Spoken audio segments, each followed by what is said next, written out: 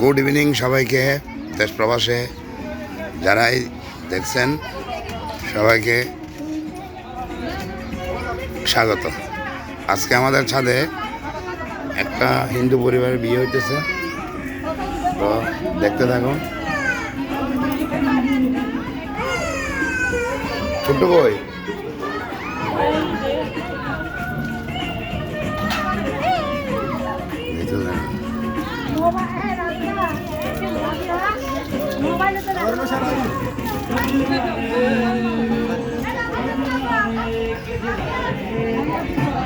দিদি হাই হন খালি দেখবেন না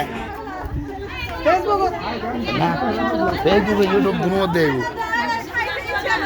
ঠিক আছে দাদা, হাই হন। এরিকা হাই বলো।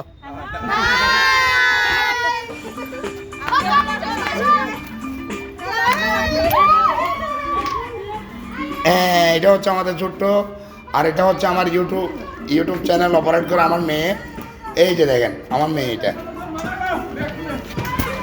এই যে দেখেন সকালে যে খেলাকুচি পাতা দিছিলাম, এই যে দেখেন এগুলার শুধু এই যে এগুলা রাখছে, পাতা সবগুলা খাই ফেলছে। এই যে আমাদের এই যে নতুন 10 জন অতিথি, আজকে আপনাদেরকে দেখাবো মুরগি।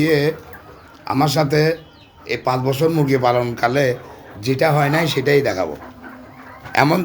এমন জায়গায় মুরগি পালন করছে, মুরগি ডিম পারছে, আপনারা দেখলেও আশ্চর্য হয়ে যাবেন, যেটা আমিও বিশ্বাস করতে পারিনি। এই যে দেখেন, এই দেখেন ওকে আজকে সকালে ভিডিও করার পরে দেখতেছি এই জায়গায় ছিল কোনটা কি জানেন? এইটা ছিল, এই যে এটা রাখছিলাম আমি আগের ভিডিও যেগুলো ছিল এগুলোতে দেখবেন। এই বস্তাটা আমি দিয়ে দিছি। আমি ওইদিকে দেখতেছিলাম, দেখার পরে হঠাৎ করে দেখতেছি ওখানে ভিতর থেকে কি করতেছে, মুরগি একটা চিল্লাইতেছে। এইখানের ভিতরের দিয়ে ওখানে ঢুকে সে 8-9টা ডিম পারছে, যেটা আমার এই 5 বছর বয়সে খামারের বয়সে হয় নাই। তো আগে তো আমি আসলে ওই দোকানে পালন করতাম, তখন এই উষুমে বসাইতাম, অর্থাৎ ডিম বাচ্চা ফোটানোর জন্য বসাইতাম।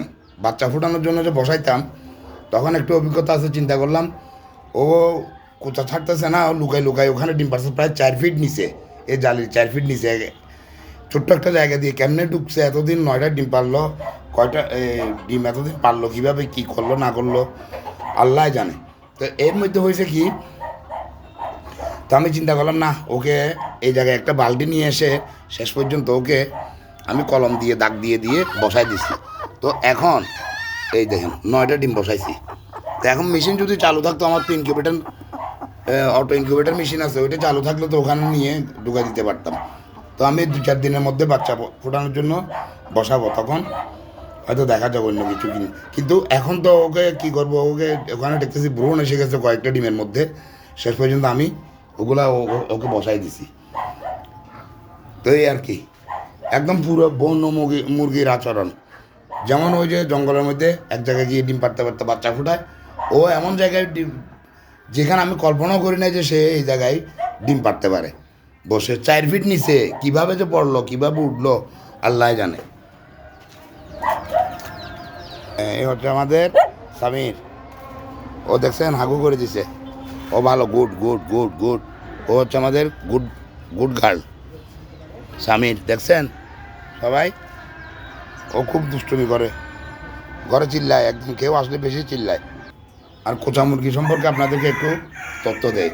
এই যে ডিমগুলো আমি বসাইছি এখানে, এই ডিমগুলোকে আমি দাগ দিয়ে দিছি কলম দিয়ে, আপনারাও দাগ দিয়ে দিবেন, যেমন চিহ্নিত থাকে। অন্য মুরগি এসে ডিম পেড়ে দিল যেমন ওটা নিয়ে নিতে পারেন। এখানে আমি কী করছি জানেন, এখন কেরোসিন তেল দিয়ে ওদেরকে ওখানে একটু কেরোসিন তেল ছিটিয়ে দিচ্ছি। আমাদের চট্টগ্রাম আঞ্চলিক ভাষায় কাফুর বলে, ওটা এমনি সবাই ন্যাপথলিন বলে। এই যে এগুলো ন্যাপথলিন এবং কেরোসিন মিশায়া গুঁড়ি করে আপনি গাছের গোড়ায় দিবেন। গাছের বলতেছি, এই যে মুরগির ওখানে দিবেন। কোনো পোকা মাকড়, ওই যে গুনগুনি বলে আমাদের আঞ্চলিক ভাষায়, কিছু চোখে দেখা যায় কিছু দেখা যায় না, এরকম পোকাগুলো দৌড়াদৌড়ি করে, যে এগুলো থেকে আপনারা মুক্ত থাকবেন। আর আজকে ডিম কয়টা পারছে আপনাদেরকে দেখাই, দেখেন এই যে দেখেন এই ডিমগুলো পারছে, এই দেখেন, এই আপনারা গুনে নিয়ে এখানে 5টা 10টা 15টা 18টা, মোট 18টা ডিম পারছে আজকে। এই চুল একটু পরে ঘরে পাঠাই দিব। আজকে শেষ পর্ব, আজকে এই পর্যন্ত শেষ। আপনারা সবাই ভালো থাকবেন, খোদা হাফেজ।